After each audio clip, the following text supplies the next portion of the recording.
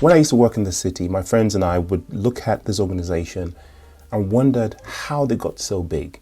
They had $4 trillion in asset management back then.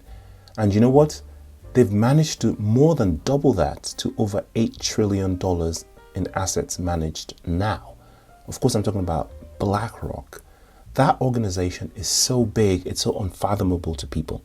When it comes to asset management, they are bigger than Barclays, they are bigger than JP Morgan, they're bigger than Citibank, they're bigger than everybody, and they manage money owned by billionaires, by absolute multi-billionaires, the richest people in the world, countries.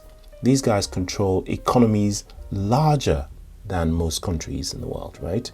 Only the top 10 countries in the world have money anywhere near what this one organization controls. Now, that organization has filed for a Bitcoin ETF. That's an exchange tradable fund. I believe that's what that stands for. Basically, what it is a way to trade Bitcoin without having to worry about keys, wallets, etc. So you're trading Bitcoin, kind of, but via these people, right? So what that is going to do is remove all of the nitty-gritty, geeky stuff that we are used to, like keys and wallets, because multi-billionaires don't want to worry about this stuff. Countries don't want to worry about this stuff. They want to benefit from what's happening in the cryptocurrency industry, but they don't want to worry about the ins and outs, if you know what I mean. So that's pretty much what an ETF is, right? Now, if you think back just 2 years ago, Grayscale, which was at the time the largest organization that was offering cryptocurrency related products, they had Ethereum, Litecoin, Bitcoin, etc. They also filed for a formal Bitcoin ETF, but they were continuously refused or denied by the SEC and, of course, our Gary Gensler.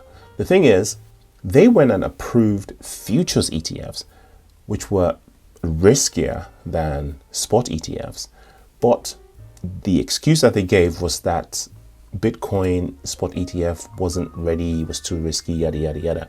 So basically, all of the reasons that they gave, Bitcoin ETF or spot ETF wasn't to be permitted, were permitted in the future. None of it made sense. Everybody knew this. They were stalling for God knows why.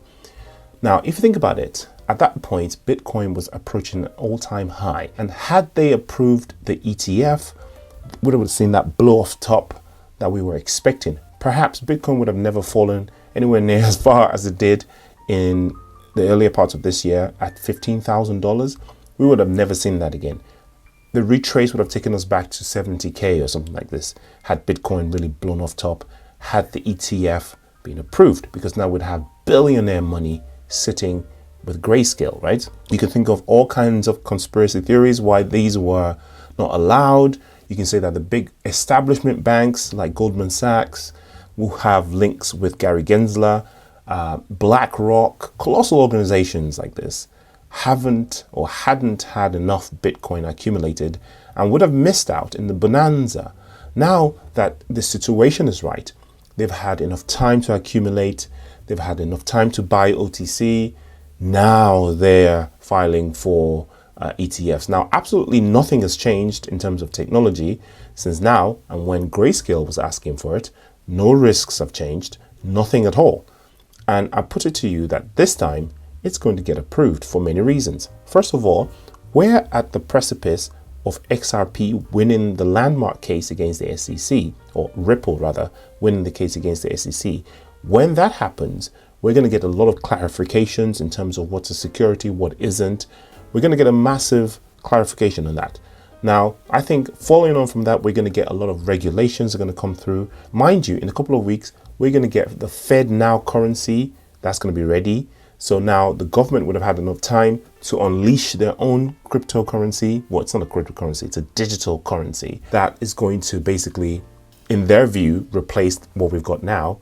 In reality, absolutely not, because of course, most cryptocurrency users are outside the United States. That's the first thing. Second thing, even the United States users of cryptocurrency, the whole point is to get away from this whole government controlled money. But again, that's a digression. Back to the ETF. Now, when the ETFs get approved, BlackRock is going to need a custody company, because BlackRock themselves, they are versed at custodying dollars, right? Currency, gold, and things like that, investment. But they are not really experienced at doing cryptocurrencies. They're going to need a partner. And the only blockchain that we have right now has the liquidity and the technology to support such a thing. You got it, XRP. Now, if you know how these big banks operate, they also operate or work with market cap. So they're going to go down the list of market caps and offer other ETFs. If you think the Bitcoin ETF is the only thing that they're going to offer, then you must be joking. The Bitcoin ETF is the one that's going to open the door to other ETFs coming in. So BlackRock is going to offer different ETFs and not just Bitcoin. That's the first thing. Other companies, of course, are going to move immediately in. They probably have theirs already ready to go. They're just waiting to see if the BlackRock one gets approved, and then they're going to base their own, or they can use it as a case study and base their own request for that. So you're looking at Goldman Sachs, JP Morgan, Citi, Barclays, Santander. They're all sitting there ready to go, right? They're waiting for Bitcoin ETF, Grayscale, the biggest crypto, the biggest organization. Once that's open, expect an avalanche of ETFs all over the place. Now, by market cap, obviously there's Bitcoin, then you have Ethereum, then you have BNB, and then you have XRP.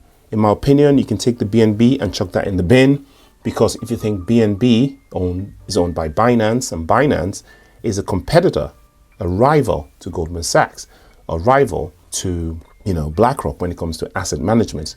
The digital assets, BlackRock is actually coming into Binance's business at this point, and they're not going to promote a coin that belongs to a rival. And in my humble opinion, I think because of the technology that we have in XRP, and because of the links that we have with custodial ability to custody assets for people, the interbank operability, intercountry operability, I think the XRP ETF is going to be number 2 on the list, even before the Ethereum ETF, especially once the lawsuit has gone through and XRP has been declared not a security. Then it would just be open season for these organizations to go in on the XRP ETF. This is, of course, why the whales, being way more savvy than we are and having a lot more information than we do, have been buying up XRP OTC.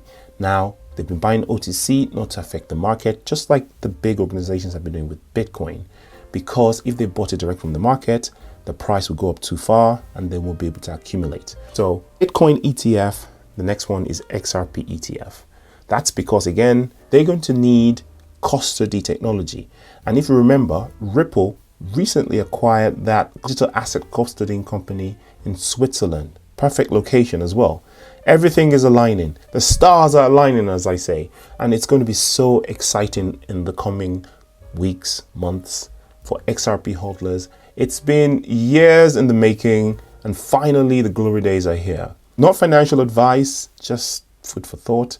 I'll see you in the next video.